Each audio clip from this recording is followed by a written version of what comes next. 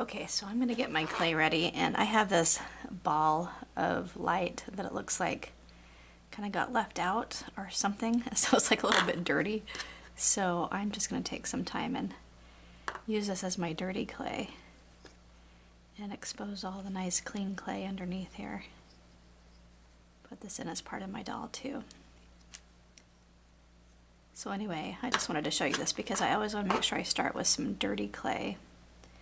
And that just means clay that has little bits in it, or clay that you cut off of your other doll, or just that you had in your hands too long and it got all dirty looking.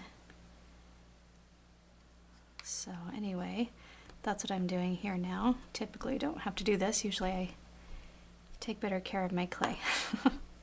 But this one, I don't remember what happened. I have too many projects going at the moment.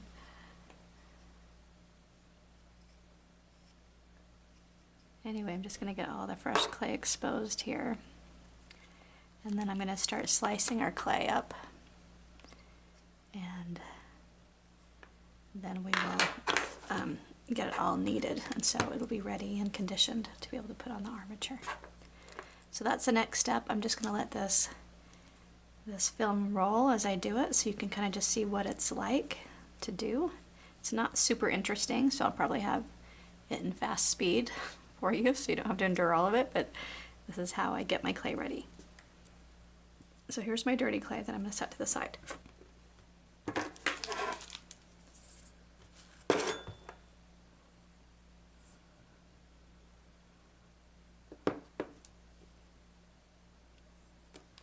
This is a clay cutter. They are so nice to have.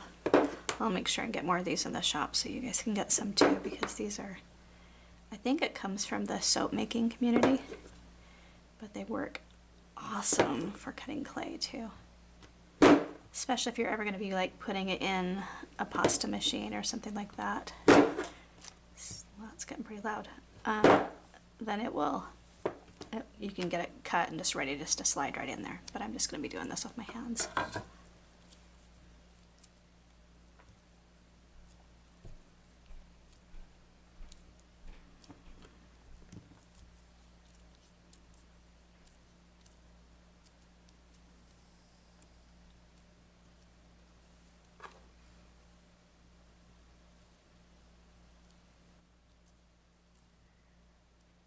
She's made out of this clay too. Just want to make sure this new camera is focusing right.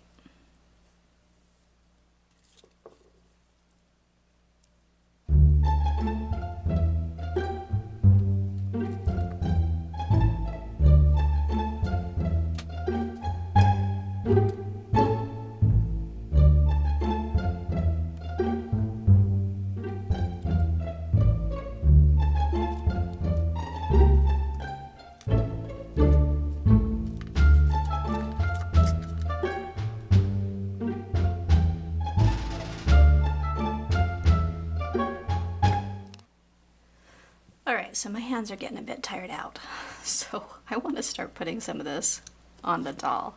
And I'm going to start just sculpting this back and chest, I think just as this piece, and just use this as a handle. And then once I have the neck and head ready to go, I'll do that too. But for now I'm just going to be putting the clay on this body, just like this.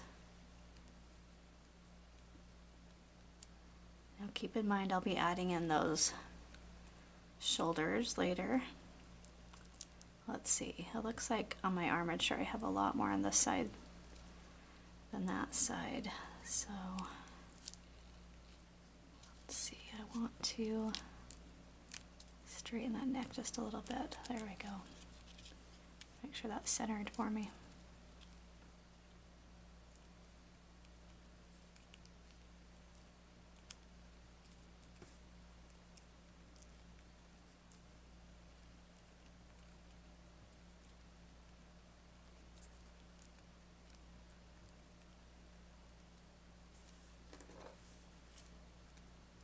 What I like to do is get a good 1/4 inch or so, like all over the doll, or at least on the body part that we're working on.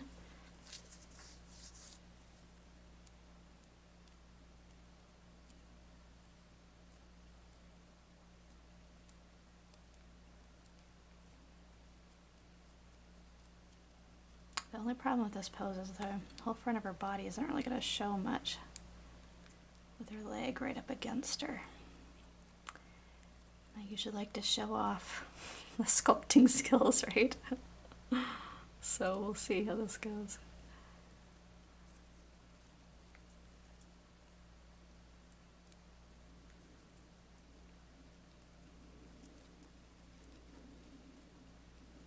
I'll definitely have to find some photos on the back so I can see what a back would look like.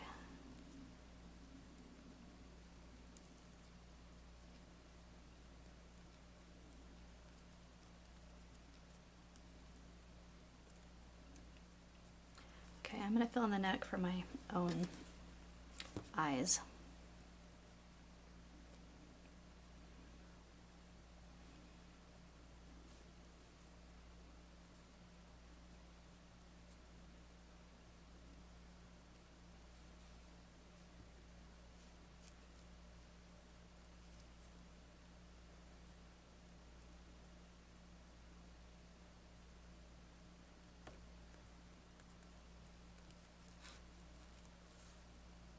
So I'm having to remember that this is going to be bent forward. So right now we're just trying to get all the clay in place so then we can give it some detail later.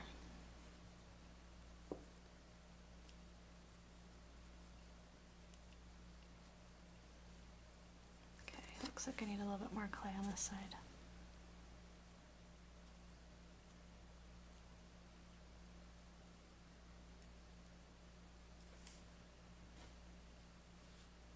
Looks like she's more like that, I think.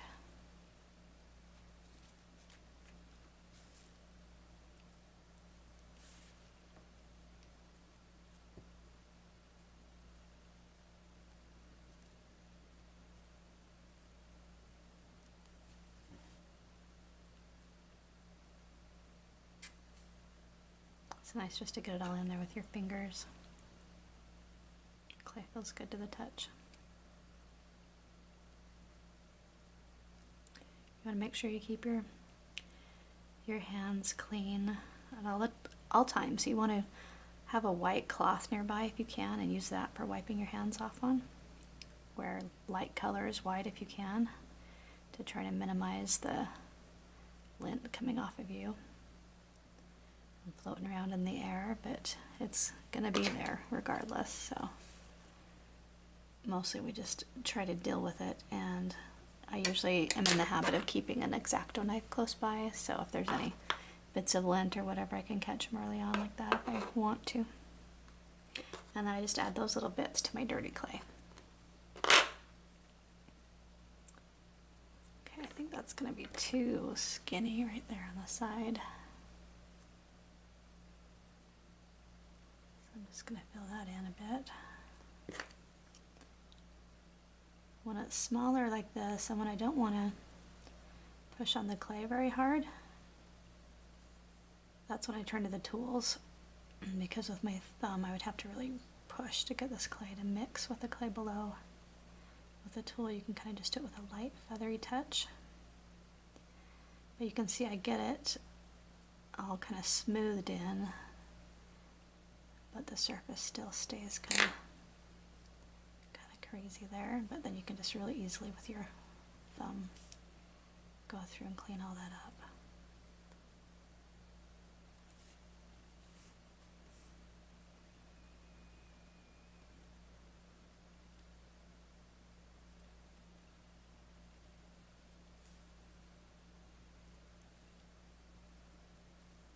Okay, so let's see the neck. I'm going to just kind of try to do this more to see just where everything is going to be going. Okay, it looks like right here it's a little bit light colored. That usually means there's an air pocket. There we go. Okay, so she's going to have, looks like a good sized breast here. I still want to use a ball that I cut in half, so they're basically the same size-ish.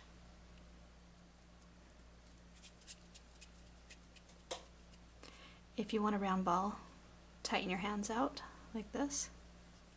Roll it in the center. There you go.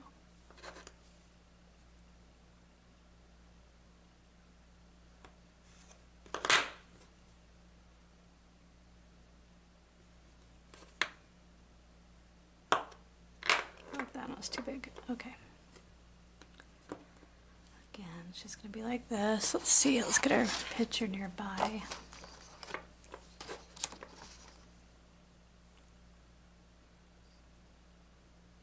I happen to do a pretty good size, actually. I think my piece is going to be a little bit bigger than what she is.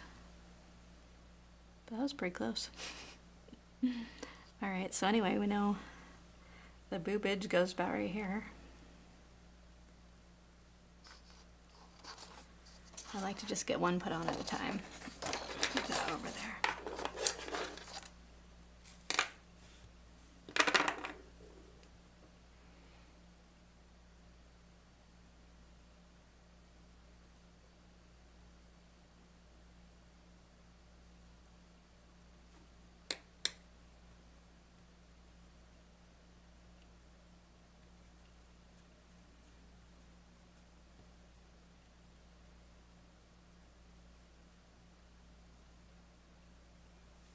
Okay, we're going to get some saran wrap, or cling wrap for that bottom there.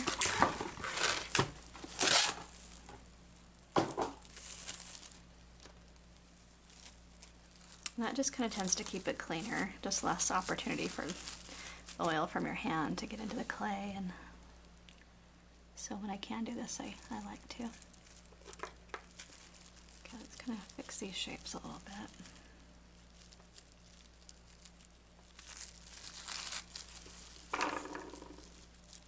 Okay, I'm going to keep on going with just the one for now.